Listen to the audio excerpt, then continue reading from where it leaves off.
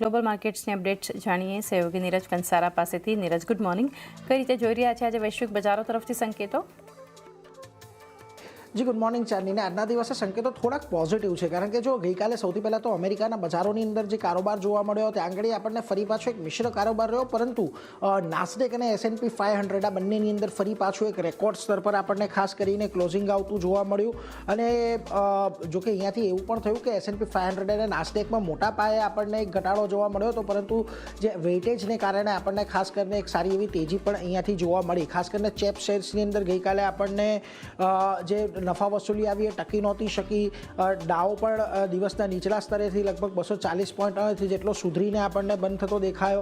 એટલે જે પીપીઆઈના આંકડા આવ્યા એની અસર મોટે ભાગે આપણને બજારમાં દેખાઈ ગઈ. પરંતુ અત્યારે જે મહત્ત્વના સમાચાર આપણે થોડીવાર પહેલાં પણ તમે વાત કરી, ચીનમાં રાષ્ટ્રપતિ ટ્રમ્પ અને શી જિનપિંગની જે મુલાકાત ચાલી રહી છે એ ઘણા મહત્ત્વના છે. ડોનાલ્ડ ટ્રમ્પની અત્યારે મુલાકાત ચાલી રહી છે. જેનસંગ યુઆંગ આ પ્રતિનિધિ મંડળની અંદર સભ્ય છે, જે એનવીડિયાના CEO છે. રેર અર્થ, AI આ બધા પર અહીંયાથી ચર્ચા શક્ય છે. તાઇવાન અને ટેરિફ પર પણ અહીંયાથી ચર્ચા થવાની છે.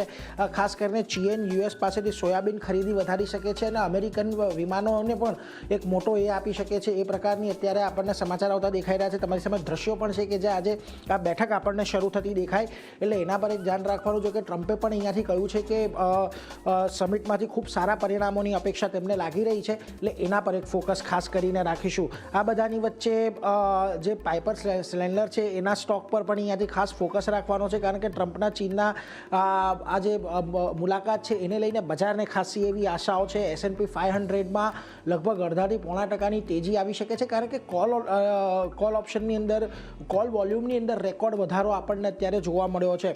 ટેક છે, AI છે, આ બધા શેરની અંદર નકારાત્મક જો કોઈ ખબર આવે તો બજાર એને પસંદ નહીં કરશે, એટલે એના પર એક ખાસ ધ્યાન રાખવાનું રહેશે. આ ઉપરાંત પણ જે એશિયાનો જે તણાવ છે એ પણ પશ્ચિમ એશિયાના તણાવની પણ એક અસર કદાચ આપણને આવતી જોવા મળી શકે. એટલે અમેરિકન ફાઇનાન્શિયલ સર્વિસ કંપની છે પાઇપર સ્ટેન્ડલર, એને લઈને ખાસ અહીંયાથી ફોકસ આપણે રાખવાનો છે. આ બધાની વચ્ચે ગઈકાલે પરચેસર પ્રાઇસ ઇન્ડેક્સના આંકડા પણ આપણને આવતા દેખાયા. જો આપણે કોર CPIના આંકડા જોયા હતા ત્યાં આગળ વધારો થયો હતો.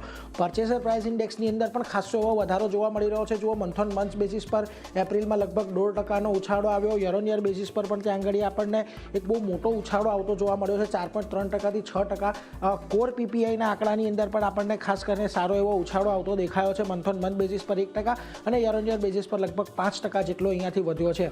આ બધાની વચ્ચે IEA એટલે કે ઇન્ટરનેશનલ એનર્જી એજન્સી દ્વારા ક્રૂડને લઈને ફરી પાછી ચિંતા વ્યક્ત કરવામાં આવી છે. એમનું કહેવું છે કે અત્યારે જો પરિસ્થિતિ કદાચ વણશે તો આ ક્રૂડના ભાવની અંદર વધુ વધારો આપણને આવતો જોવા મળી શકે છે એમને. અને હજી સુધી જે સમરની પીક ડિમાન્ડ છે એ પીક ડિમાન્ડ નથી આવી, અને એ પીક ડિમાન્ડ આપણને મે એન્ડ જૂન મિડની વચ્ચે કદાચ આવતી જોવા મળી શકે છે, અને તે સમયે આપણને ભાવ વધતો જોવા મળી શકે છે. બીજી તરફ જે વૈશ્વિક ક્રૂડનો જથ્થો છે કે સપ્લાય છે એની અંદર સ્ટોક છે એની અંદર ઘટાડો થતો જોવા મળી રહ્યો છે.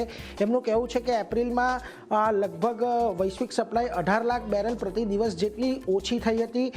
યુદ્ધ શરૂ થયા બાદ સતત સપ્લાયની અંદર ઘટાડો આવ્યો છે.